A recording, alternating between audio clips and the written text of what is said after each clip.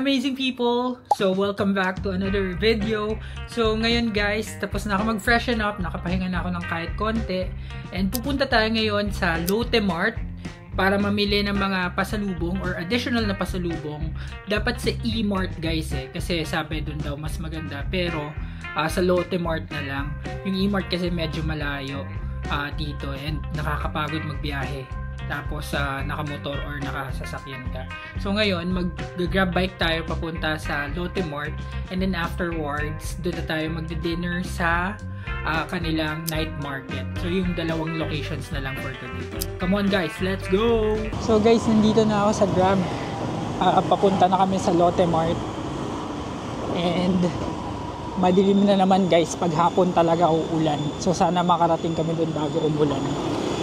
Let's go! Babae yung Grab driver ko guys, si ma'am. Umaambo na guys, konti na lang, uulan na ng malakas. Sana umabot kami. Buti na lang hindi traffic. So guys, ayan na yung Lotte Mart. Tatawid na tayo. Ito yung sinasabi kong guys, sa labat na traffic. Ayan. O, diba? Dire-diretso lang kami. Okay. Ito na ang Lotte Mart, guys. So, guys, welcome sa Lotte Mart. Ang mart na mapagbate. Lotte. Wale. Ayan. So, libot ko kayo sa loob. Moving on.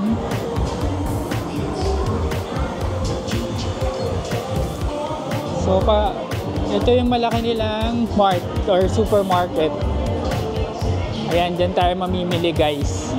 Pero ikot muna tayo dito. So dito sa left side, mga jewelry and watches. Ito yung malaki nilang grocery. Sabi kasi sa TikTok guys, mas mura daw sa supermarket or sa grocery ka mamili ng mga pasalubong. Kasi kapag sa mga tourist spots ka bibili guys, yung pala, pro tip, huwag ka bibili masyado dun sa mga tourist spots ng souvenir kasi alam nilang tourist yung bibili, so mas malaki yung markup na bibigay nila or ipapatong nila. Unlike kapag sa mga grocery, standard lang yung patong or yung price. Yun ang sabi nila. Dito sa tapat ng supermarket guys, merong buffet, may hot pot. Tapos ito, merong mga bilihan ng shoes, may Anta, may Samsonite. Ito guys, yung tawag dito is Lotteria. Lotteria.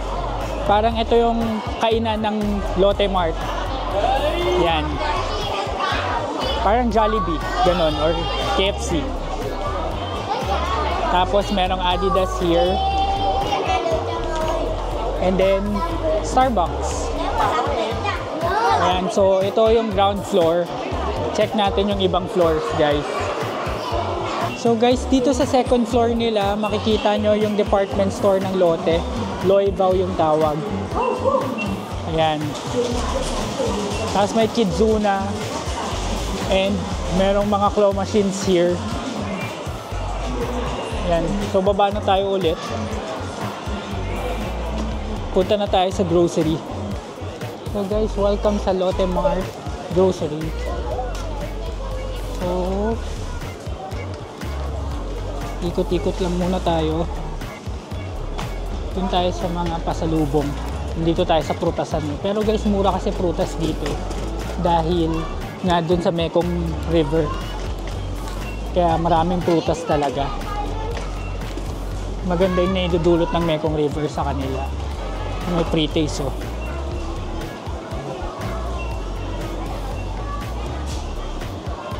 Guys, they sell ready to eat food here like salad. So yan, mga ready to eat. Sushi, sashimi. Ayan mga sushi oh. Parang sa Japan din. Pati hanggang doon guys. Tapos ito may mga bread. Bread. So guys, nandito na ako sa bilihan ng mga Vietnamese chocolate. Chocola yung pangalan. Ito yung binili ko guys. Kasi ito, buy 2, get 1 small free. So ito yon. Bumili ako ng dalawa. Tapos ito yung libre. Maliit. Ang presyo niya is 141 400 dong.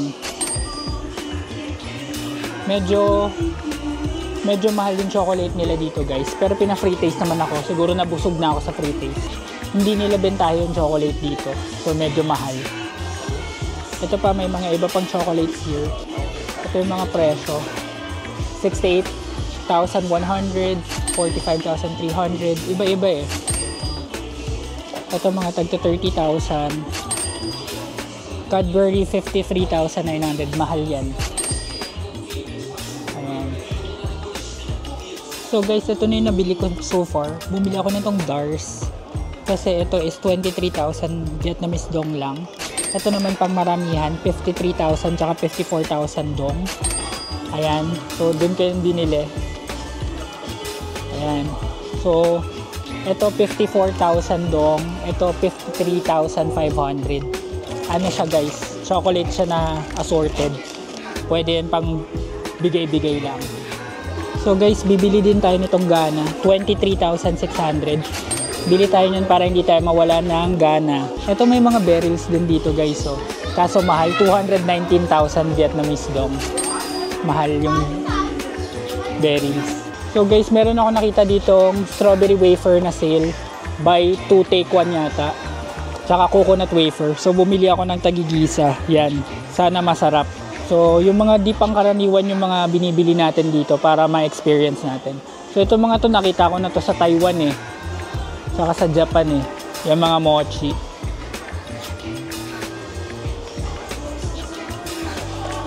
Guys, meron din ditong iba't ibang uri ng honey.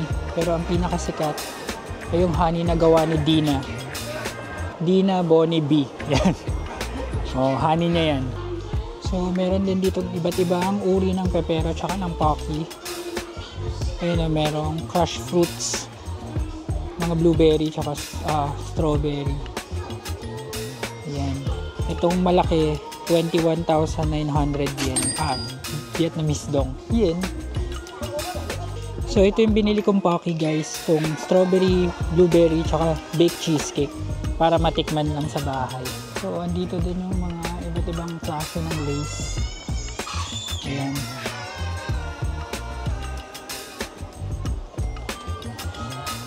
So, bibili din tayo guys ng cashew nut.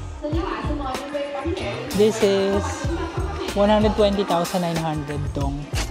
So, bilin yan sa akin. So, bili tayo ng dalawa. So, kumuha din ako guys ng isang ito, 3-in-1 matcha. Blend yung tatak. Tapos ito cozy. Tatry namin sa bahay kung masarap. So guys, meron pang isang cashew dito. Buy 1 take 1, 249,500. Kukuha din ako ng isa. Sana masasarap. So guys, itong mga Lotte chocolate. Itong mga pie nila. Naka-sale, 33,900 na lang isa. Medyo bulky, pero bibili na rin ako. Bala na sa baggage. Guys, ang dami nagpapa-free taste dito sa mga kung ano, kape, biskuit, ganyan. Kaso, parang hesitant ako mag-try kasi baka mamaya hindi ko magustuhan. Eh, wala akong dalang kahit na ano. Yan. Pero yung chocolates kanina, trinay ko talaga kasi yun masasarap. Guys, isa pang budol, tong mga ritual cookies. 21,900 lang. So, mga nasa 50 pesos lang to. Isa. Kaso, ang bulky na naman niya. Isipid ko muna kung bibiliin ko. Balikan ko na lang. Guys, may nakita ko dito pang cat. 15,000 Vietnamese dong lang. Para siyang dry food. Parang mga temptations. Ito yung binili ko dun nung isang araw. So, kuha ko nito. So guys, ito na ang lahat ng ating mga napamili. Napuno din yung basket. At ngayon guys, ay pipila na tayo upang magbayad sa ating mga kasalanan. So, tignan natin kung magkano magiging total natin. Moment of truth guys, bayaran na. Ito na lahat. So guys, ayun, nakapagbayad na ako at ang ating total ay tumataginting na 3,074,400 Vietnamese dong. Grabe, nakamilyon tayo guys sa pag-grocery.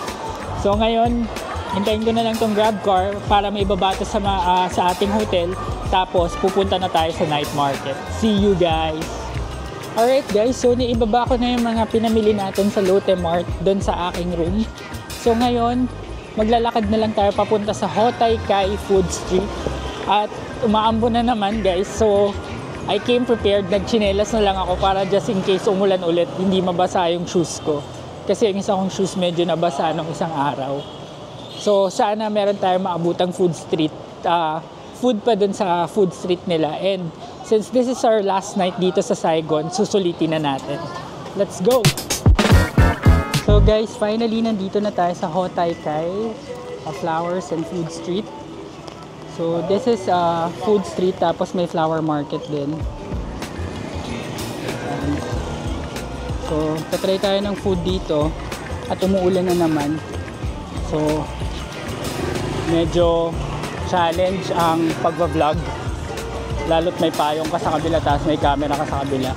So ito na guys, ang una nilang nitinda is corn dog. Ayan, may mga corn dog, may sausage, tapos ito bantrang. Hindi ko pa natatry yun, yung parang pambalot ng lumpia. Ito guys, meron silang potato. Tapos meron din mga pag-games. Para tong ano guys, Rauhe night market sa Taiwan. Rauhe or Shilin night market, yung mga ganun.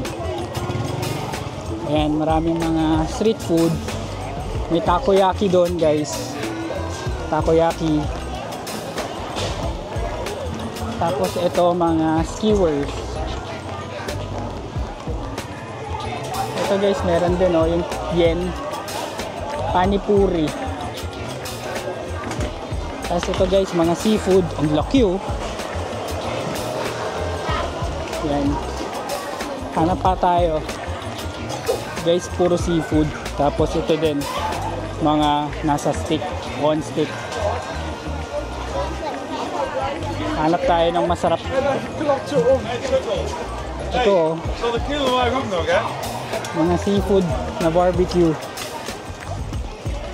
Halo-halo ng food dito guys. Meron mga hindi pa luto. Meron mga luto na.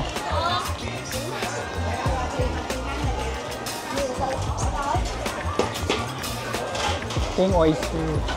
Yung tatry. Gusto ko i-try yun.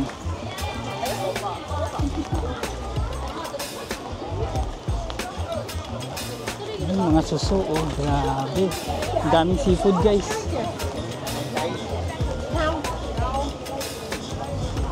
Ito yung gusto kong itry, itong oyster na may balot. Ayan. Check muna natin.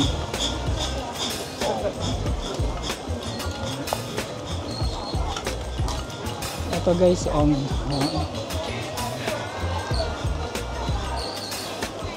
mga barbecue. Ito nata ata, hindi ko sure. Ang hirap mag-decide guys, so ikutin muna natin. Ito may bastos oh.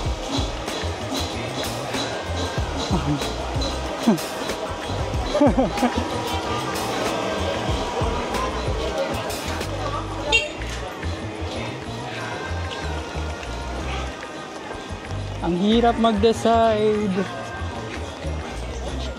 Uy, may sweet potato balls dito guys. Gusto ko ng sweet potato balls. From Singapore, Taiwan to here. Sweet potato balls. O ito, dorayaki.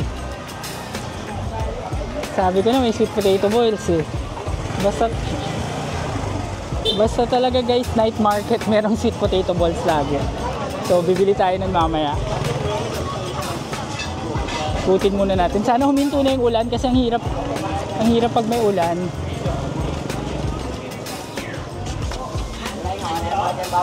Ito, takoyaki uli.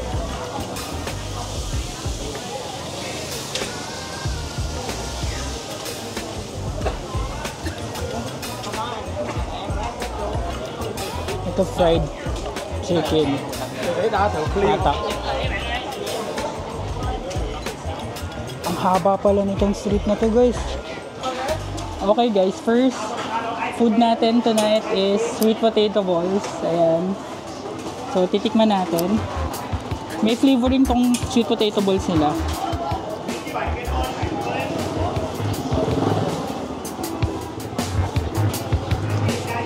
Masarap, guys. Ganon-ganon yung lasa kagaya sa sa Singapore. The best. Favorite ko talaga to. Bili kayo nito pag napunta kayo dito. Nakiupo lang ako dito sa nagtitinda ng sweet potato balls kasi umuulan. Ito meron din silang purple pero pareho lang ng lasa. Masarap din. Saka masarap to habang mainit. So naubos ko yung sweet potato balls ng isang upuan, guys. Ang sarap kasi talaga nun. Kaso medyo matamis yung kanya kasi nilagyan niya ng flavoring. Sana kahit wala ng flavoring. So hanap naman tayo ng either maiinom o isa pang round ng makakain. Iba naman. Guys, ang kukulay ng sushi, oh. Mga seafood.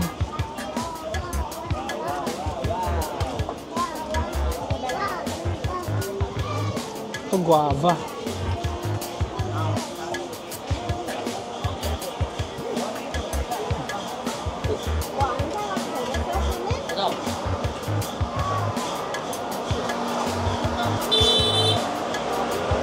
Ito, Korean chicken, guys. So guys, ayan, nakaupo na ako kasi ang table nila is dining table. Meron silang parang maliliit na stall sa likod. So bumili ako ng melon juice. Ito, siya, freshly made. Kaso nga lang, di kami nagkaintindihan nung tindera kanina. Sabi ko, isang melon juice, tapos tinuro ko yung size ng ganito. Yung laman nun, yung basong naka-display may lamang guava. So ang ginawa niya, dalawang juice yung binigay sa akin. Ito yung isang guava. So 50 yan, dalawa na 50,000 Vietnamese dong. So okay lang din, mahilig naman ako uminom. So tikman natin tong melon.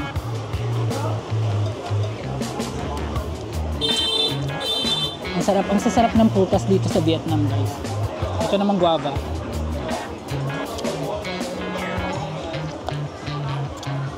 Ito din ang sarap, guys. Masarap yung guava juice. Parang mas masarap yung guava. So iniintay ko yung food. Nag-order ako nung oyster. Tapos yung isa yung parang itlog na nasa maliit na cup na iniihaw. Tsaka ito, sausage. So guys, tikman na natin tong sausage.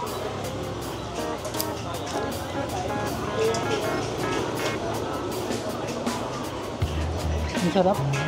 Sarap pala to. Masarap na lasa. Sarap na to. So guys, dumating na yung oyster. Saka yung egg. Yan, papakita ko na lang yung picture kasi mahirap siya ipakita sa video. Yan. So titikman natin yung egg. Ito yan, guys.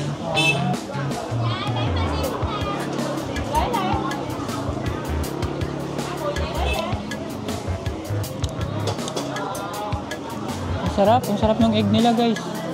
Para tong balut eh. Tapos may cheese. Sarap nito. Ito namang oyster.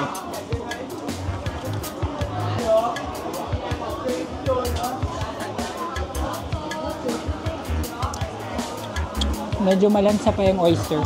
So, pero itong isa, masarap. Tong egg na nasa shell. So, ito nga palang oyster, guys, is 17 Vietnamese dong, 17,000. Ito namang, itong nasa shell is 15,000. So, kain muna tayo, guys. Guys, FYI lang, ito palang nasa shell na sinasabi kong may egg tsaka cheese. Scallops pala siya. Ayan o, may scallops pa. Pag kain ko kasi may scallops, ayan o. So, ang sarap.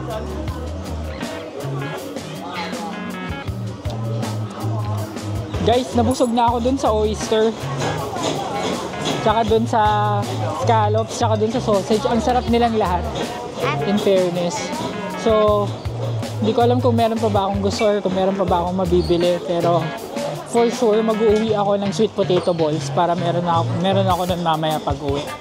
Favorite ko talaga yun. Tayo dito guys. So, umiikot na Pepsi. Panoorin natin guys kung paano siya gagawin ng bata. 35 yan guys. 35,000. Tapos gagawin nilang eye shave.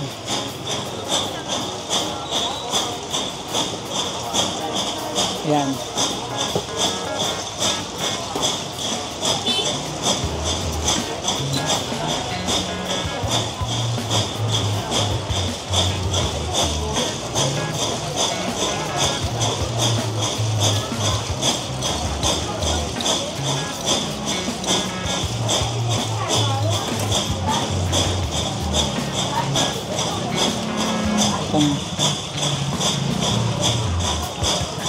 Cover.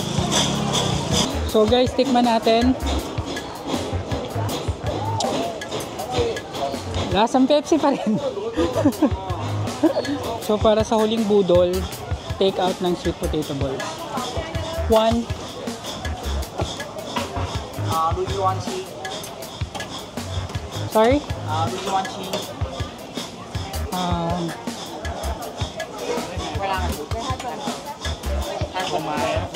Honey. Honey. Oh, sorry. Honey. So, busog na ako guys. Nakapag-take out na rin ako ng sweet potato balls. So, i-end ko na ang vlog na ito. Maraming salamat sa panonood ng aking mga vlogs. And please, if you like this video, give it a thumbs up. Subscribe to my channel and comment kung ano mga gusto nyo i-comment. At abangan nyo ang aking final day dito sa Saigon bukas. Yun lang guys. Salamat. Bye!